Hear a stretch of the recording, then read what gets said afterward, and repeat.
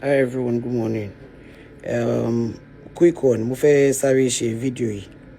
Mo dẹ̀ máa post it sórí page mi. Especially ẹ̀yin content creator. I am saying it with my full chest. And this very one, I will mention your name. Mo bold bí olórí burúkú, mo ń ṣọmọ kékeré. Ọmọ 1982 lèmi. I am proud of my age. Mo lè sọ anywhere. Mi ò ṣe àwọn ó dàgbà ju age ẹ̀ lọ, kéré ju age ẹ̀ lọ. Ọmọ 1982 ni mi. Èèyàn máa fẹ́ lóyìn, èèyàn máa send message sí hello, good morning, good afternoon, kíní kan sir. The next thing you do is o máa la orúkọ mẹ́ni náà lórí. One of my clients. Ẹ̀yin èèyàn wa DESOLA AFOD ó ti sunkún síta ó sọ̀rọ̀ nípa àwọn vendor, ó tún sọ̀rọ̀ nípa arákùnrin tí a mọ̀ sí KUNLE AFOD tó jẹ́ ex-husband rẹ̀. Ó sọ̀rọ̀ gidi gan nínú fọ́nrán yìí. Ẹ̀yin èèyàn wa kí ló tún ṣẹlẹ̀ báyọ̀ kúrò kágbọ̀n ẹ jẹ́ ká gbọ́ látẹnu DESOLA AFOD. In the UK on reach out to content creator kan. But I send DM sí ẹ mọ̀ kéèyàn tẹ̀ sọ pé good morning sir, good kíní kan sir. The next thing tí bọ̀bọ̀ yìí máa sọ hello, ó kọ́ dárúkọ ẹni náà ni. Ó kọ́ dárúkọ kò tiẹ̀ bóyá fi bí miss kò fi bí mrs èèyàn dẹ̀ sọ fún ẹ pé bóyá bí good morning, good afternoon àbí kíní kan sir. Kí ló ṣẹlẹ̀? Blue tick tó wà lórí page ẹ̀ tó gbé sórí ẹ̀yin fowó ra blue tick ni. Àwa gba blue tick on merit ni.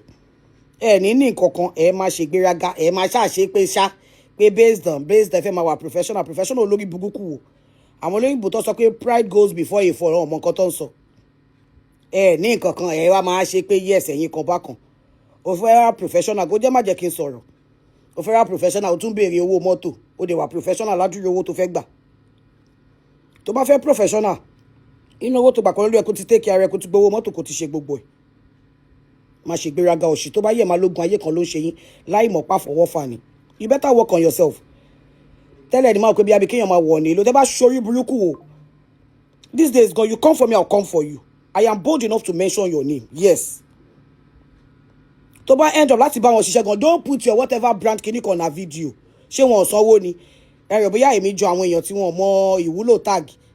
Ẹni tẹ́ bá tag àbẹ́ni tó bá tag yẹn á jẹ́ pé bí ẹni náà gbowó lọ́wọ́ yín àbí nǹkan tẹ́ ṣe wọ́n fún yín ní discount. Wàá bá mi ṣe video, wàá máa fi brand kíní ẹ̀ sí kí ló tó yẹn fi mí polówó, kí ló ṣẹlẹ̀? Èmi gan ní policy bẹ̀ ṣe ní policy. You collect your money, so I don't want your name on my video. Owó ẹ̀ ló gbà, o bá mi ṣiṣẹ́ ọ̀fẹ́, o bá wa ṣiṣẹ́ ọ̀fẹ́. So if you are working for us, we don't want your name on our video. Kí ló ṣẹlẹ̀? Dem máa calm down. Kí ló dé? Mọ who is who. Tó bá yẹ máa ní bá láàánú pàdé. Pàtẹ́ pé ìwọ lórí burúkú ìwọ òfò, ẹ ti fi láàánú gan, ẹ ti fi lé kúrò ní sàkání yín. Very annoying.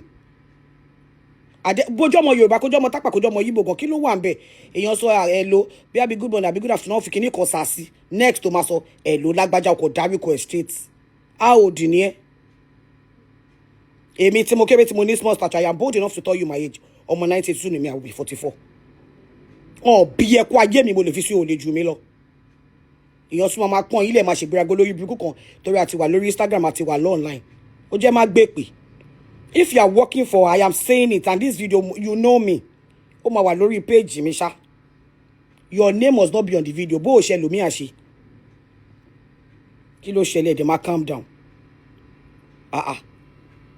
Yọ́n ti ẹ̀pọ́n yàn lè pé kíní ẹ̀kan yàn lè padà. Wọ́n máa pè inú ẹ̀ ní gbé fún. Wọ́n máa DM náà.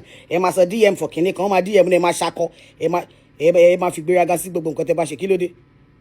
Mo ń sọ with my future. Blue tick olórí burúkú tẹ̀ ń gbé kiri. Ẹ fowó rà ni ẹ ń san owó ni. Kọ́bọ̀ mi sọ láti bí 5 years ago. Dẹ̀ ní nǹkan kan náà.